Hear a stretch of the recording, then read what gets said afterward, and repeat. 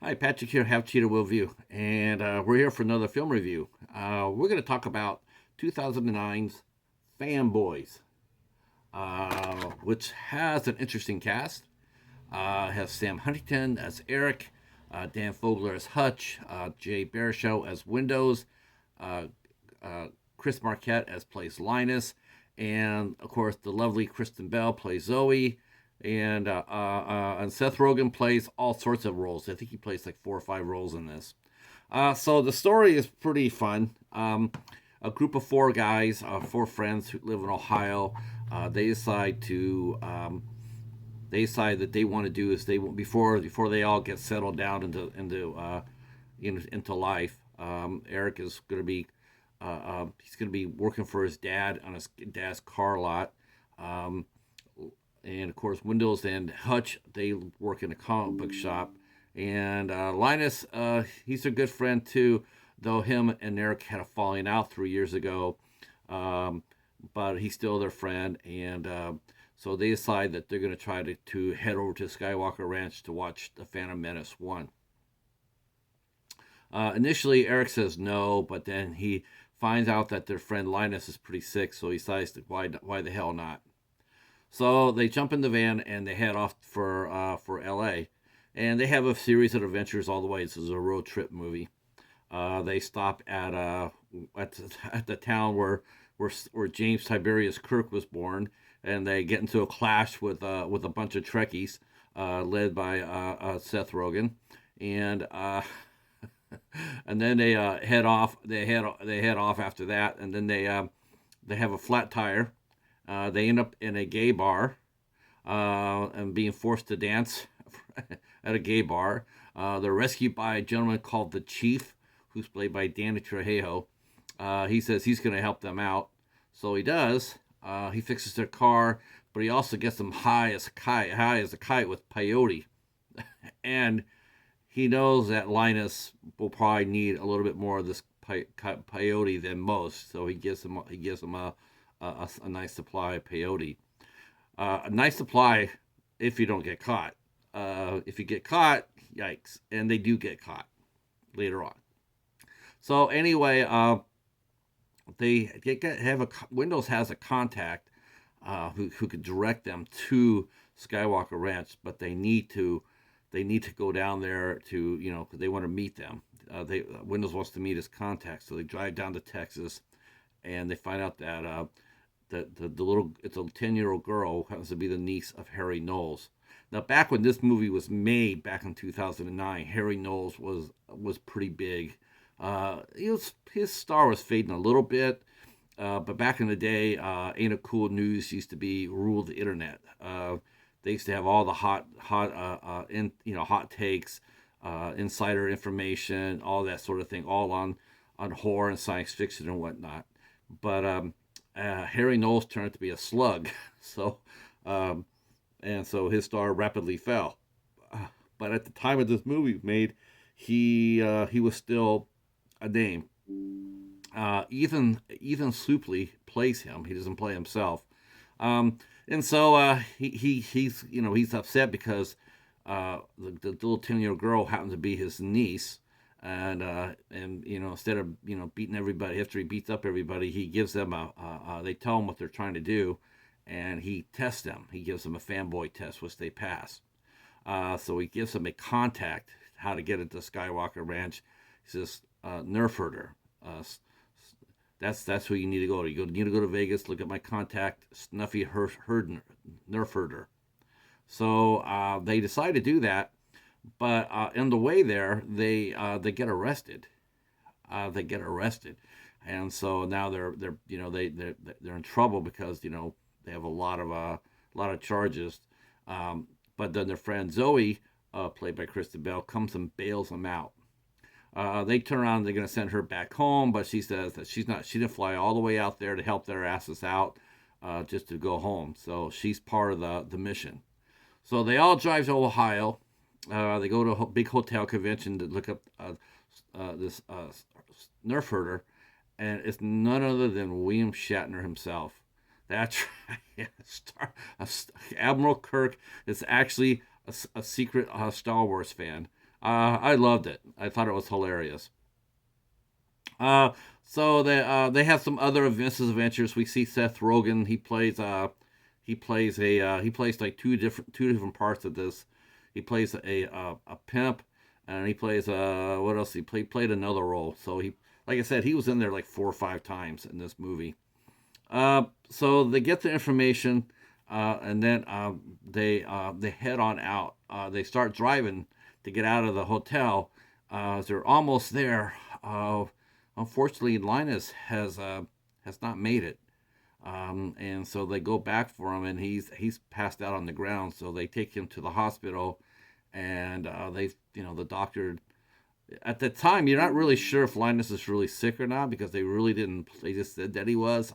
I actually thought they were just saying that just to get Eric to go on the trip, but no, he really is sick. He's advanced, and the doctor, who's played by in a really ironic twist, is played by Carrie Fisher.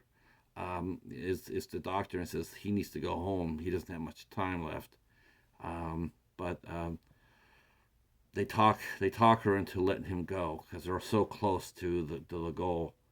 So she says okay. She says take two of these, and then Chris Marquette, who plays Linus, he kisses Carrie Fisher, and now I know that I've talked to a couple of actors who have said that kiss scenes are always worked out or whatnot.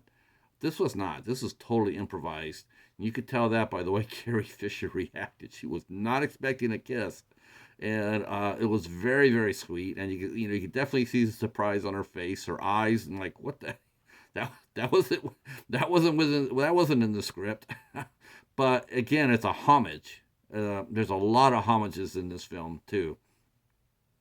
So the crew of five head over to California and they break in the Skywalker Ranch, and they get chased around, and at the very end they're all caught, and then George Lucas, who's on the phone, he's not in the movie, but he's on the phone, and he gives them a fanboy pass, a test. They pass it, and they said, okay, you can see the movie. But then he points just at Linus, and so Linus gets to see the first episode of Star Wars: The Phantom Menace, and because he's not going to be there when the movie comes out. So we end up at the end of the movie. We see the gang all together at a theater, all dressed up and whatnot, and they're watching the first movie. The last line was, "What if this movie sucks?" Uh, because for a lot of Star Wars fans, it didn't do that well for them. I personally had no problem with the Phantom Menace. I mean, at all. The only thing I was really probably bummed out was that Liam Neeson's character passed away in it. I thought he was a badass. Uh, Ray Park was absolutely phenomenal. Um, this movie is full of cameos. This is a very fun film. And it had a rough time getting out to the theater, though. Um, all sorts of problems plagued this production.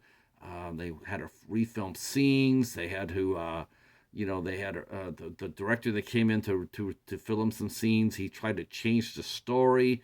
They're trying to raise a little bit more money for the movie. But this is a who's who of people in this movie. It's just amazing how many people showed up in here as in cameos or asked to be in this movie. You had people like Kevin Smith, Jason Mewes, Jamie King from Sin City, Danny McBride, Ray Park. He played a guard, and phenomenal. When he broke out, when he came, he played a security guard, and instead of just having one nightstick, he had two. They broke him off like the weapon he used in Star Wars. Nice homage. Craig Robinson, Lou Taylor Pucci, Will Forte, and of course I mentioned Will William Shatner, and Billy D. Williams was in it. Plus you had Danny Trujillo, Christian McDonald. I mean, this movie is stacked for a star as far as a cast goes, but it had a lot of problems getting to the screen, and when it finally did, it didn't do that well. The movie pretty much lost the heart of what it was supposed to be about. It's a shame. The budget was almost $4 million, and they almost made $1 million back. But this movie has gone on to become a cult film. This is a cult classic film. I've heard many people talk about it. The acting's really good. I thought for the most part, a little Dan Fogler goes a long way. I got to tell you that. Kristen Bell was really cute in this, as always. And of course, everybody that seemed to be that cameo really seemed to really be enjoying themselves. And it was a real treat seeing William Shatner be a Star Trek fan. That was really neat. And there's, like I said, there's a lot of homages into this movie. Like putting a hyperdrive inside Hutch's van. The kiss I mentioned about to Carrie Fisher is the same sort of kiss that Luke and Leia had in the Star Wars movie. So yeah, overall, this is a fun movie, and highly recommend it. I do believe you should be able to find this out in the wild. It might take a little bit of time.